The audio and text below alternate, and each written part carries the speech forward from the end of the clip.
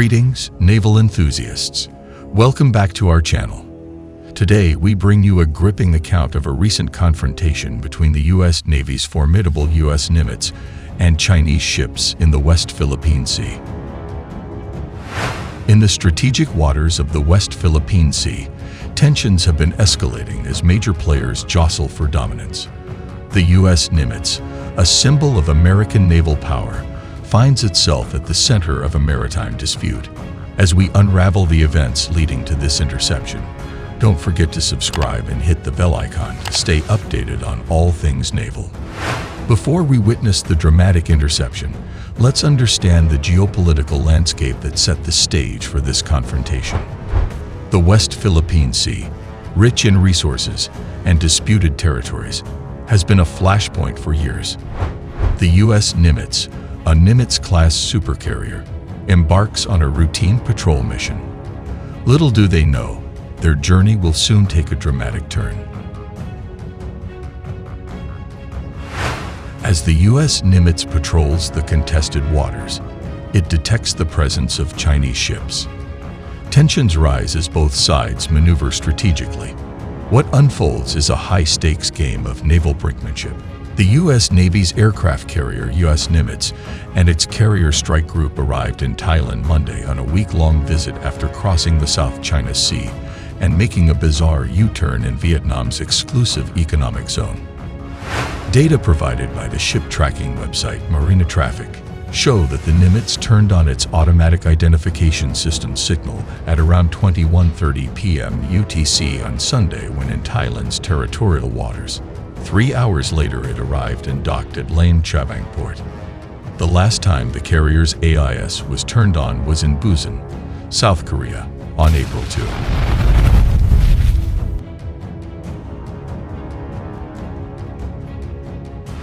The Nimitz Carrier Strike Group conducted a trilateral maritime exercise with the Japan Maritime Self-Defense Force and Republic of Korea Navy on April 3 to 4, according to the U.S. Navy.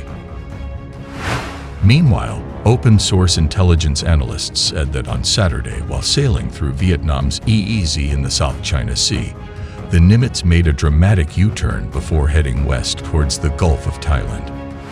The purpose remains unclear, but analysts citing satellite data said the maneuver area was near some of Vietnam's oil and gas blocks and the Vanguard Bank, a known flashpoint between Vietnam and China. 3 aircraft carriers and a dozen other warships from U.S. allied nations sailed on the fringes of the South China Sea this week in one of the biggest shows of Western maritime might in the region for years. Those drills in the Philippine Sea will be followed by 2 weeks of large-scale military exercises in the South China Sea, sending a message to Beijing and asserting the freedom of navigation in an increasingly tense Indo-Pacific. This is probably the first time since the Taiwan Strait crisis in 1996 that we saw these kind of carrier-based operations, said Richard Bitzinger, Senior Fellow at the S. Rajaratnam School of International Studies in Singapore. The British Royal Navy's flagship aircraft carrier, HMS Queen Elizabeth, together with 2 U.S. carriers, the U.S. Carl Vinson and U.S. Ronald Reagan, joined 14 other naval ships from the U.S., UK, Japan, Canada, New Zealand, and the Netherlands to conduct so-called combined exercises in the Philippine Sea. The U.S. Embassy in Bangkok said in a statement that the U.S. Nimitz's visit to Thailand from April 24 to 29 provides an opportunity to strengthen the U.S.-Thai security partnership and advance people-to-people ties. While in Thailand, the carrier will host a reception to celebrate the 190th anniversary of U.S.-Thai diplomatic relations, the statement said.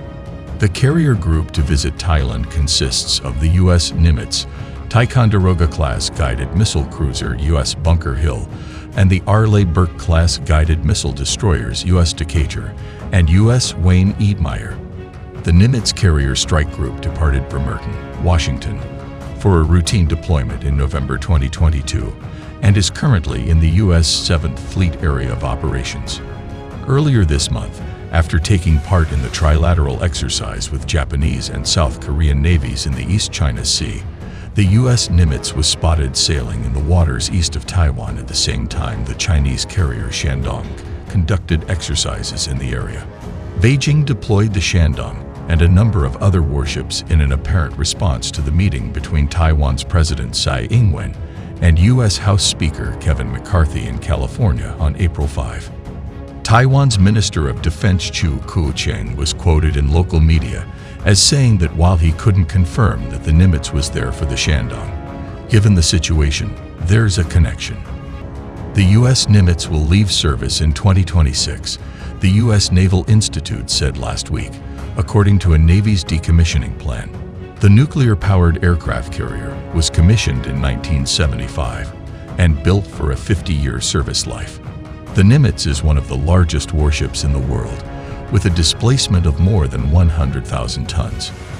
It can carry up to 90 fixed-wing aircraft and helicopters and has a crew of about 6,000 personnel. Another nuclear-powered aircraft carrier, the U.S. Dwight D. Eisenhower, is also set to retire in 2027. In the latest development, Chinese newspaper China Daily reported that the Liaoning aircraft carrier has recently carried out multiple exercises in the Western Pacific. That means that for the second time, the two Chinese carriers, Liaoning and Shandong, were operating together in the Pacific.